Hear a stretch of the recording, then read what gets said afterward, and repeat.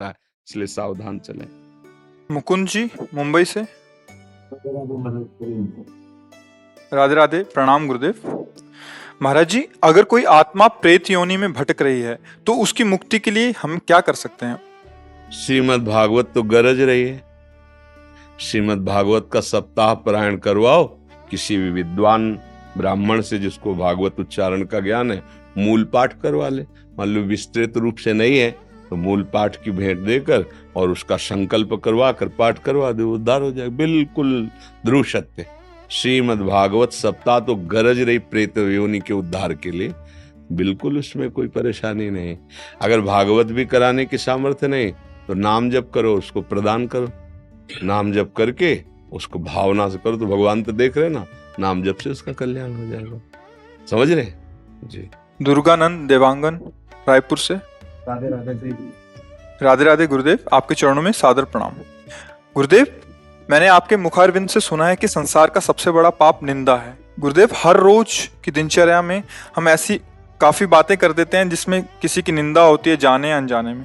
ऐसी चर्चा के भागीदार बन जाते हैं। वास्तव में निंदा का क्या अर्थ है? तभी तो हृदय हमारा साधन करने पर भी आनंद का अनुभव नहीं होने दे रहा। सबसे ज्यादा पाप वाणी से ही बनता है। हम लोग असावधान जन है ना, तो निंदा का तात्पर्य है किसी भी व्यक्ति के विषय में हम छिद्रान्वेषण कहते, दोष दर्शन करके उसको बोलना। जैसे आप गलत हो, हमारे सामने हो, हम आपसे कह रहे हैं कि देखो ये आप गलत कर रहे हो, धर्म विरुद्ध, इसे निंदा नहीं कहते हैं।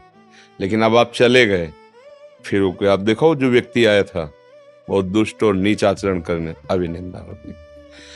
किसी मित्र को या किसी समाज को या किसी भी संबंध को यदि हम गिरते हुए देख रहे हैं, ठीक उसी को बोले तो उसे निंदा नहीं कहते, उसे संभालना कहते हैं। लेकिन उसके पीठ पीछे उसके छिद्रान्वेषण, दोष दर्शन करके फिर उसकी बुराई करना, इसे पर निंदा के किए ते आवत नहीं कछु हाथ, मूर्ख पर्वत पाप को ले चल अपने साथ। उसके पापों का बोझा अपने साथ लेकर चलते हैं। फिर दूसरी बात कही, भक्तन निंदा अति बुरी, भूल करो जिन कोय, किए सुकृत बहु जन्म के, क्षण में दारे खोए। भक्तों के लिए तो बहुत होश में रहो, भगवान के जन है। अगर उनकी निंदा करोगे तो एक क्षण में तुम्हारे कई जन्मों के पुण्य नष्ट हो जाएंगे। जो अपराध भक्त कर करे, राम रोष पावक सो जरे। जैसे अब भक्त अपने लोग तो बनते हैं, सत्संग सुना, गुरुजनों की बातें सुनी तो चल दिए। अब गंदे अभ्यास हैं तो आज ही तो नहीं छूट जाएंगे ना, धीरे धीरे छूटेंगे। तो हमने उसी प्रारंभिक साधक को देखा जो चलना चाहता है पर अभी ठीक से चल नहीं पा रहा। अब वो निंदा लायक नहीं है, दोष उसमें है, पर वो जैसे बीमार आदमी डॉक्टर के हाथ लग जाए अच्छे तो अब वो स्वस्थ हो जाएगा। तो अपिचेत्सु दुराचारो भजते माम अनन्य भाग, साधुरेव समन्तव्य सम्यक व्यवसिता। ऐसा वो दुराचारी था, तो अभी दुराचार उसका हटा नहीं है, पर उसने निश्चय कर लिया कि एक भगवान के सिवा हमारा उद्धार कोई नहीं कर सकता। भगवान कहते हैं मैं उसे साधु बनाऊंगा, आज्ञा करता हूं, मानो वो साधु है। अब आप उसके कोई, तो फिर आपके पुण्य नष्ट हो जाएंगे। दूसरी बात, सिद्धांत में तात सुनहु मायाकृत गुण और दोष अनेक, गुण या उभय न देखी, देखी स्वाविवेक। बोले हे तात, ये गुण दोष दोनों माया रचित हैं। उत्तम गुण तो ये है कि न किसी के गुण देखे, न द्वेष देखे, दोष देखे, सब में भगवान को देखे, सब प्रभु भी। हमें क्या मतलब है, तेरे भावे जो कले, भलो बुरो संसार, नारायण तू बैठ के अपनो भुवन बुहार। जब हमारे नेत्र ठीक हो जाएंगे तो कोई बुरा दिखाई ही नहीं देगा। जड़ चेतन जग जीव जत सकल राम में जा, सिय राम में सब जग जानी है, सर्वत्र अपने आराध्य देव। तो हमें वाणी को तो वाणी से बहुत बड़ा अपराध बन जाता है।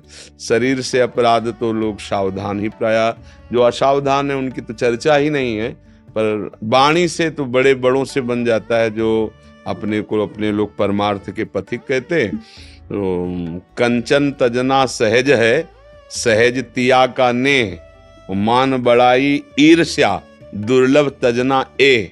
परमार्थ के पथिक देखो उसकी बड़ाई हो रही, तो और सब हम ठीक कर ले गए, लेकिन ईर्ष्या हमारे अंदर है। तो फिर ये कहेंगे कि हाँ ठीक है, पर अब जो पर के आगे निकला वो तुम्हारे पर काट दिए, परमार्थ के गिरा दिए। तो इसमें सावधान रहना चाहिए।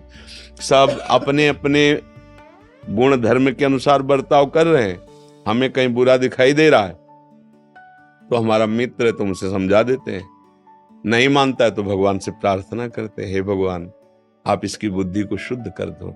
नाथ है, हमारा मित्र है, हमारे परिवार का है, हमारे देश का है, हमारा पड़ोसी, जो भी भाव रख करके अगर इस कोटि का भाव है तो उत्तम। और इससे भी उत्तम भाव कि नाथ आप ही इन रूपों में विराजमान कर अब मेरे अंदर भ्रम नहीं कर सकते कि आप बुरे हो, आप ही ऊपर हो, आपका ये माया खेल है नाथ, आप ही सब में। अब कोई निंदा की गुंजाइश नहीं रही, पर वो बहुत ऊंची बात है। ये बात तो समझ सकते हैं ना कि प्रभु आप इसकी बुद्धि शुद्ध कर दो, तो आपका गुणगान करने लगे, अच्छे आचरण करने लगे।